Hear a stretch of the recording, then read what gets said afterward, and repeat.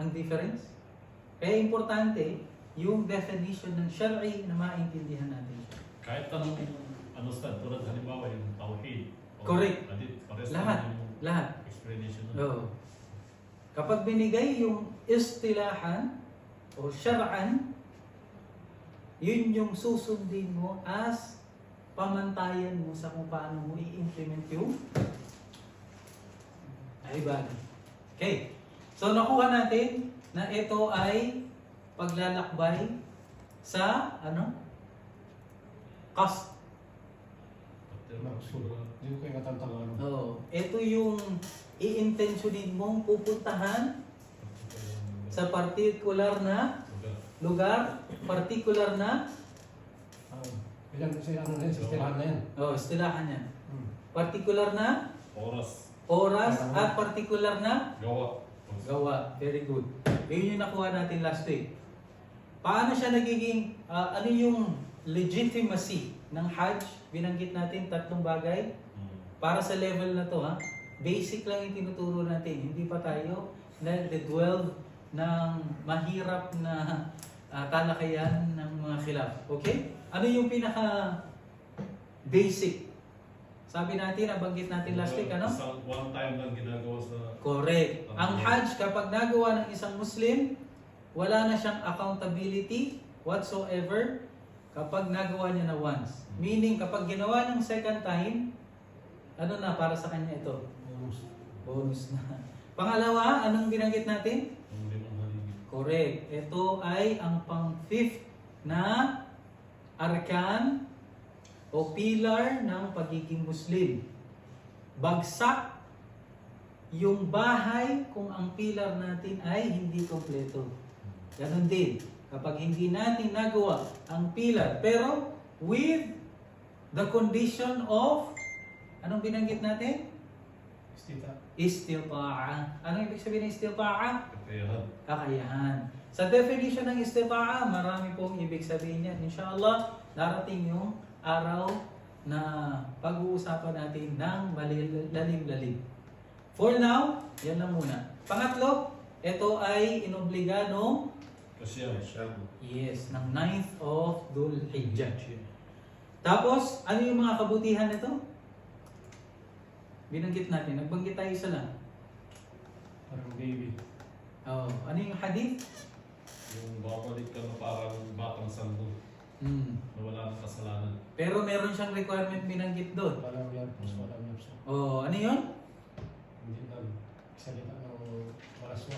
At saka, Ano yung pasok? Ano yung puso? yung pag-transgress. Paglabas sa utos ng Allah subhanahu wa ta'ala or ng kanyang propeta. Okay? Ano yung kabutihan? Ano yung naidudulot ng Hajj? Binanggit din natin yan last week. Review lang to. Binanggit, yes, mga kabutihan, ano yung napupulot natin kapag nag-Hajj yung mga tao? Yung parang babalik ka na parang batang sanggol. Okay na yun. Yung sabi natin, Pagkasa ng Muslim. correct.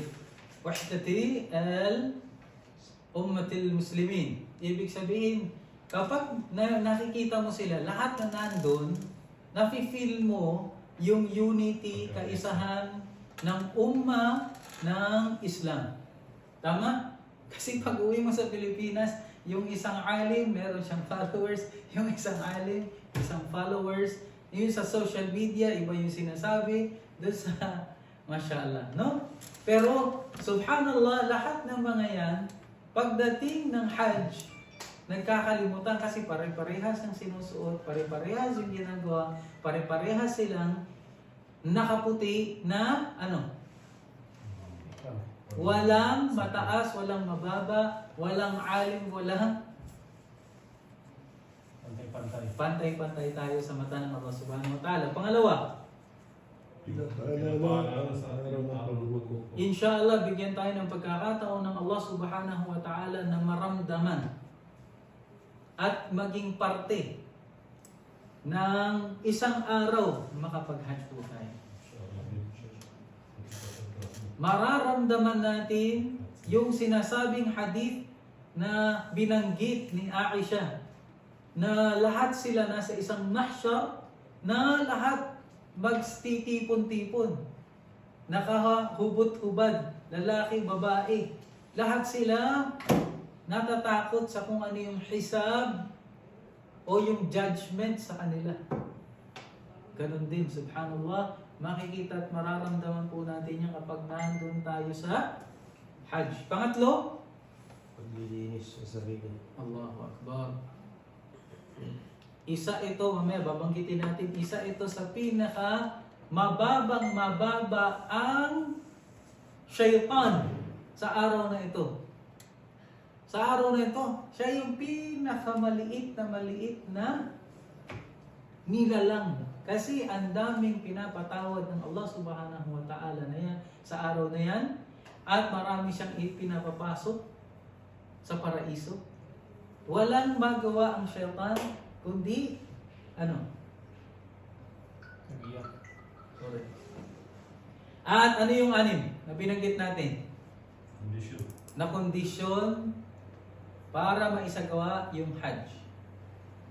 Ano yung anim? Muslim, Islam. Islam, okay? Sa tamang katinuan. Nasa tamang katinuan, Mastong gulang. nasa hustong Sa gulang, hustong gulang. May kakayahan sa gawa niya. may kakayahan, al-istita'a. Tapos, Hindi alipin. Alaya. correct. Siya ay isang malaya at ang panglas, Para sa mga kababayan.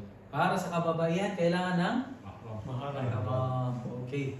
Jazakumullahu khairan. So yun po, para po sa mga wala rito last week. Ang topic po natin for today, basic lang yan, 4 lang. Ito lang po yung required sa level na to.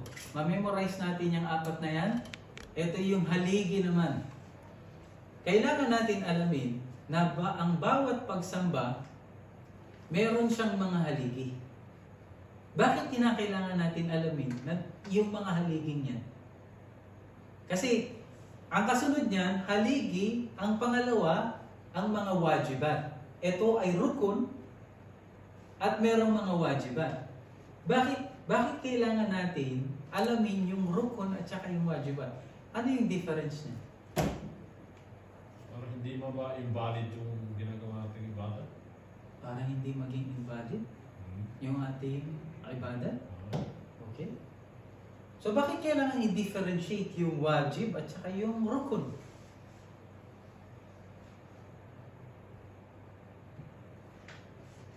Kumbaga, tulad ng haligi ng Islam, mayroong pamantayan na kailangan mong gawin para, yun na, para maging tanggap yung ginagawa mo. Anong level to dito? Ha? Bakit kailangan natin i-differentiate itong dalawa?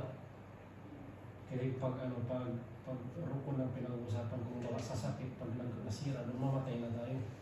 Pag sa wajibat, pwede pang takpan, pwede pang gamutin. Okay, para i-explain natin ng mabuti yung sinabi ni Faisal, kapag isa sa mga rukun ang nakalimutan natin, ibig sabihin walang saysay yung ating ginawang pagsamba.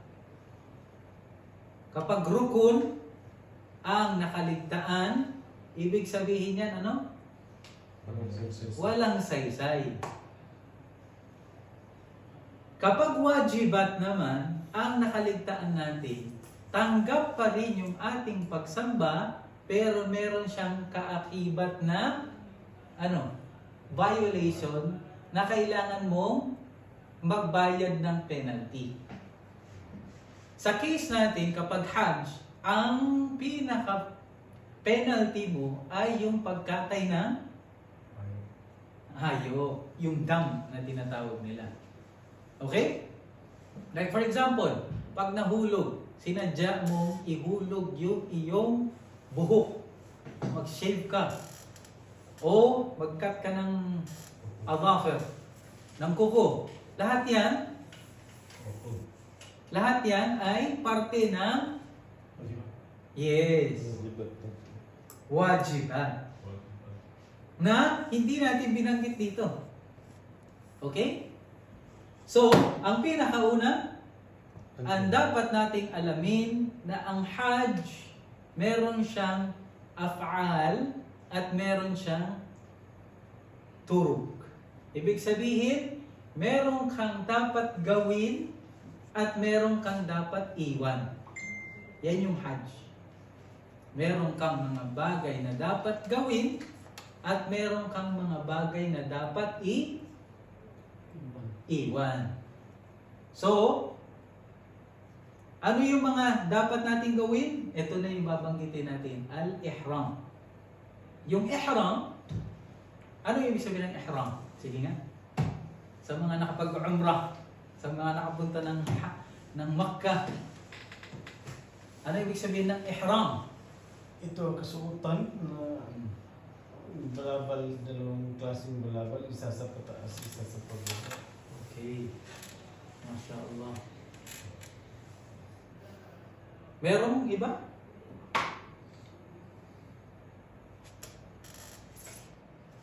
Pagsuot na may kasamang intensyon. Pagsuot na may kasamang intensyon. Ang pagsuot na may kasamang intensyon. Okay. Pwede? Pag ikaw ay nasa state na ng ihram, bawal na magkatay ng kahit anong may buhay. Kahit yung puno. So, ito yung mga dapat iiwan. Mm. Pero hindi siya definition ng ihram. Gawin. Oo.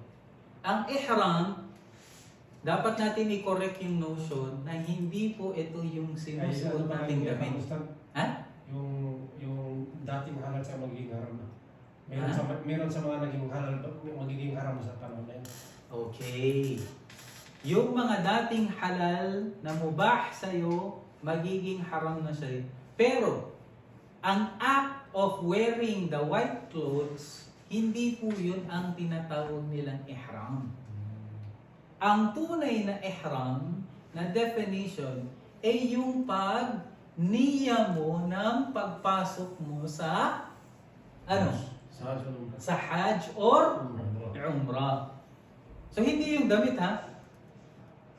Kapag pupunta ka na sa miqat, doon ka dapat magniya. Kasi sabi ng Propeta Muhammad sallallahu alaihi wasallam, hunna waliman ata alayhinna min ghairi ahlihin. Hunna lahunna waliman ata alayhinna min ghairi ahlihin. Ibig sabihin, lahat ng